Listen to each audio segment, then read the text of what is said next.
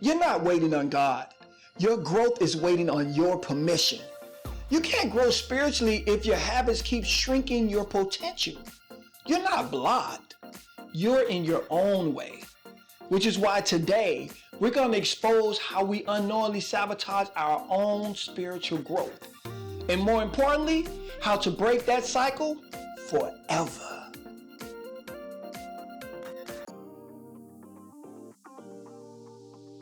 Hey, what's going on? I'm Terrence Sams. Listen, what if the reason you haven't grown spiritually isn't because God is silent, but because you've been stuck in self-sabotage?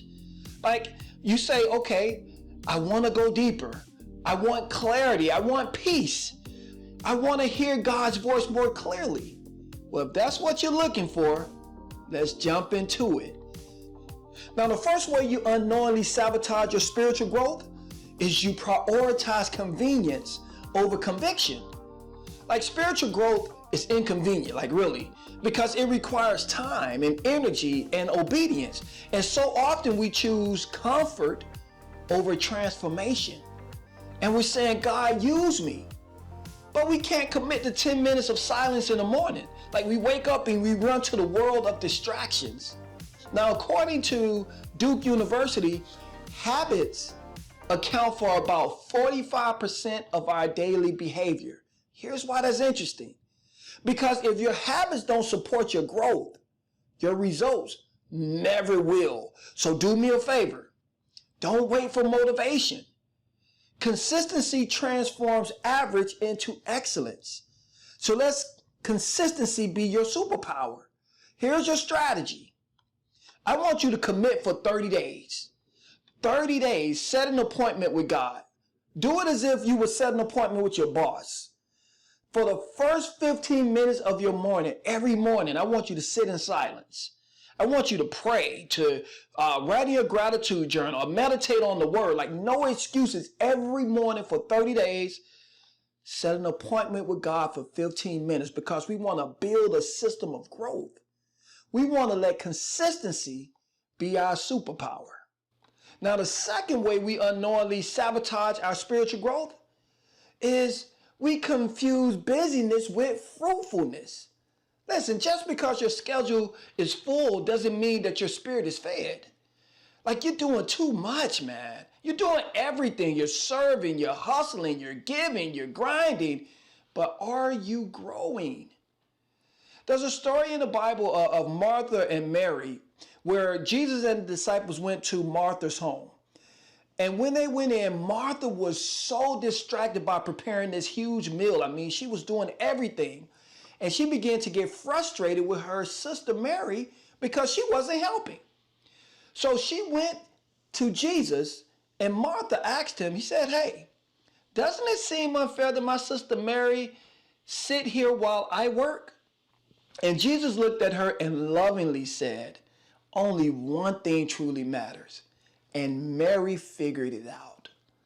See, we have to learn, we have to stay connected, and we have to grow spiritually. So often it's almost as if we're spinning our wheels in mud.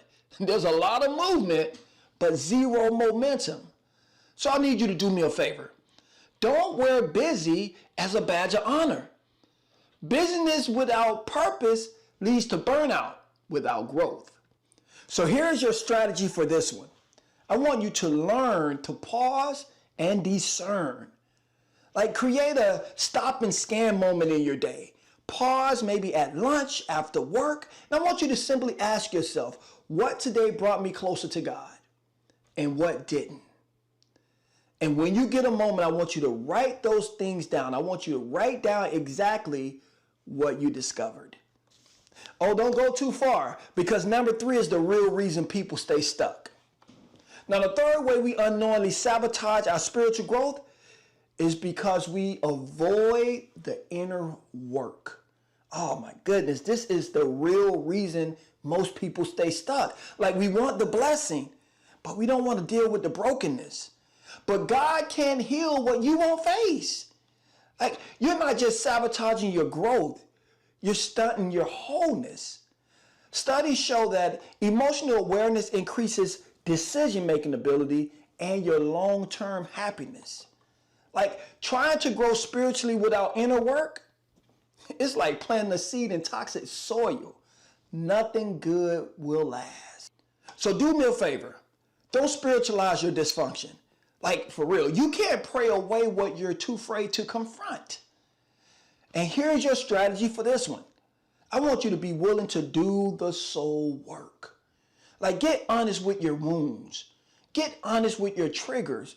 Be willing to journal, seek counsel. Face it. You got to face it. Ask yourself once a week, what emotions or patterns have I been avoiding?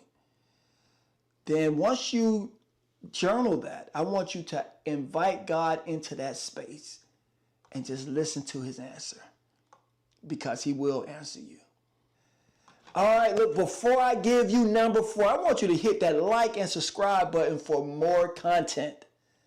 Number 4, the fourth way we unknowingly sabotage our spiritual growth is really we expect spiritual growth to be instant. We with that microwave, baby, the microwave. No, look, spiritual maturity takes time. We got to get that.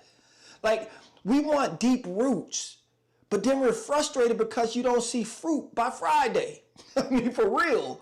Like you're not failing, you're growing. And sometimes growth looks silent.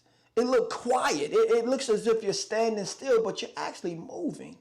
It's almost like Moses, it took Moses 40 years in the desert before his real assignment started.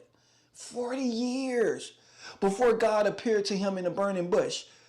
What I'm saying is, guys, he's not rushing your growth. He's preparing your foundation. Catch this. Psychologists say that real behavioral change takes at least 66 days of repetition to take root into our subconscious. So I want you to be patient. Don't compare your journey to someone else's highlight reel. You're not too late. You're being built. Here's your strategy. I want you to honor the process. Like celebrate progress, not perfection. Stay planted. And track one spiritual win every day. Just one. Even if it's small, I want you to write it down and watch your faith in your process grow. All right, the fifth way that we unknowingly sabotage our spiritual growth is because we ignore the power of our thoughts. This is huge. Like we want to grow spiritually, but your mindset is still tied to fear, to comparison, to doubt. Like you cannot grow into a life you don't believe you deserve. The Bible says, be transformed by the renewing of your mind. That means no spiritual growth without mental transformation. So here's your strategy. I need you to train your thought life. Like be intentional about what you feed your mind. Check your self-talk. Align your thoughts with the truth. For an example, you won't put poison in your body every day and expect to thrive, right? So why do it with your mind? Research shows that an average person has about 60 or 70,000 thoughts a day. And 80% of them are negative. Your mind is the thermostat of your life. It sets the climate for how you grow. So do me a favor. Don't let old narratives sabotage new seasons. God may have forgiven you, but you still have to update your mindset. So every morning, declare 3 truths about who you are and who you are becoming, and write them down and say them out loud. Affirm them. Look yourself in the mirror and read them every day until you believe them. Listen, God didn't bring you this far to stay surface level.